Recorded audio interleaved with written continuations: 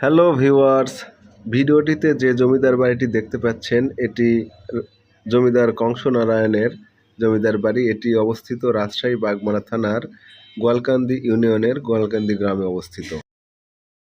তো বন্ধুরা, আজকে আমি আপনাদেরকে সেই কংসনারায়ণ জমিদার বাড়িটি দেখানোর চেষ্টা করব। তো আমি আমার যাত্রাপথ শুরু করলাম শিকদারি বাজার থেকে। এছাড়া আপনারা যারা নাটোর বা রাজশাহী থেকে আসতে চান তারা তাহিরপুর বাজার হয়ে গোয়ালকান্দি আসতে পারেন। এই রাস্তাগুলো অনেক সুন্দর, গ্রামীণ পরিবেশের ভিতর দিয়ে এই জমিদার বাড়িতে আসতে পারবেন। এখন যে বাজারটি অতিক্রম করছে এটি হামিরকুচ্ছা বাজার, এরপরে আমাদের সে কাঙ্ক্ষিত গোয়ালকান্দি বাজার আসবে।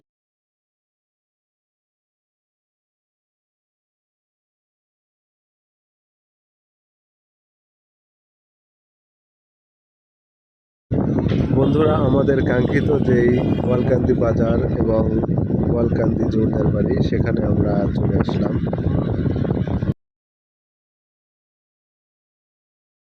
তো বন্ধুরা, এখন আমি আপনাদের পুরো জমিদার বাড়িটি ঘুরে দেখানোর চেষ্টা করব। তো আমার ভিডিওটি না টেনে আমার সঙ্গেই থাকবেন।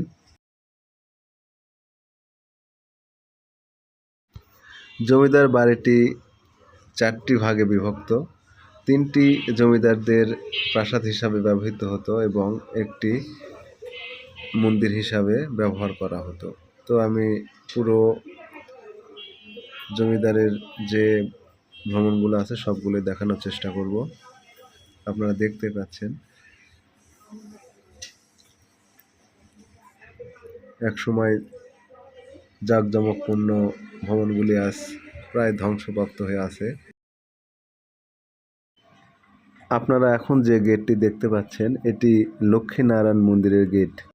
শত শত বছর পরেও এখনও তার সৌন্দর্য নিয়ে দাঁড়িয়ে আছে।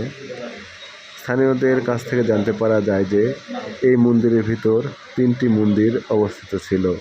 একটি কালী মন্দির, দুর্গা মন্দির ও শিব মন্দির। আরেকটি কথাও প্রচলিত আছে যে জমিদার কংসনারায়ণের হাত ধরে নাকি এখানে দুর্গা পূজার আবির্ভাব হয়ে থাকে, যা হিন্দুদের সবচেয়ে বড় ধর্মীয় উৎসব। যদিও এর সত্যতা বা দলিল সম্পর্কে আমার জানা নেই।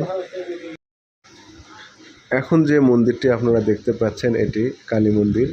এখনও এখানে এই মন্দিরে উপাসনা হয়ে থাকে। স্থানীয়দের ভাষ্যমতে এই মন্দিরগুলোতে একসময় সব ধরনের মূর্তি ছিল, যা আস্তে আস্তে বিলুপ্ত হয়ে ধ্বংস হয়ে গেছে। মন্দিরের পিছনে আমরা একটি পুকুরও দেখতে পাচ্ছি, যা হয়তো একসময় অনেক সৌন্দর্য বহন করত। বন্ধুরা, জমিদার বাড়িটির অযত্নে অবহেলার কারণে এখন যে অবস্থা, কোনো কোনো জায়গায় দাঁড়ালে আপনার গা শিউরে উঠতে পারে। তো এখন আমি এক বৃদ্ধ চাচার সাথে কথা বলবো এই জমিদার বাড়িটির সম্পর্কে।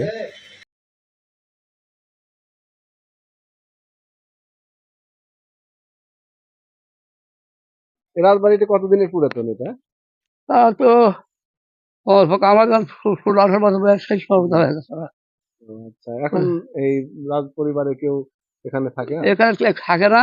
এখানে নিজেও এক লোকের দায়িত্ব হাত দেওয়া আছে এই পাড়ার স্যাংরা। জি বুঝলি?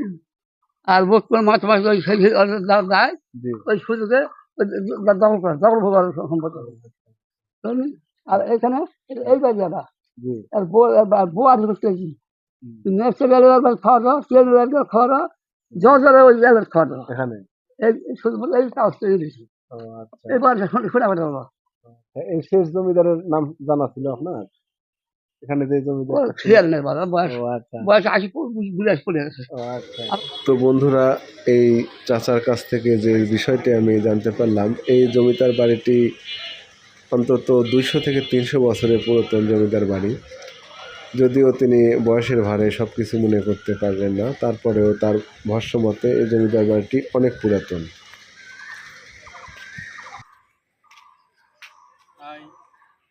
সব ভিডিওটা দেখবেন আর রাজবাড়িটা দেখেন একটু ভালো করে।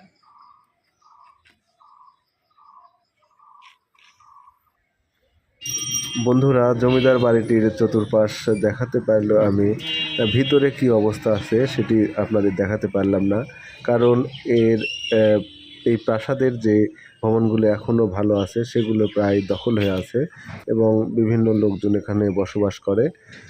এ কারণে আমরা ভিতরে প্রবেশ করতে পারলাম না, আর ছাদেও কি অবস্থা আছে সেটিও আপনাদের দেখাতে পারলাম না। তো বন্ধুরা, ভিডিওটি কেমন লাগলো অবশ্যই আমাকে জানাবেন এবং আমার চ্যানেলটির সঙ্গেই থাকবেন।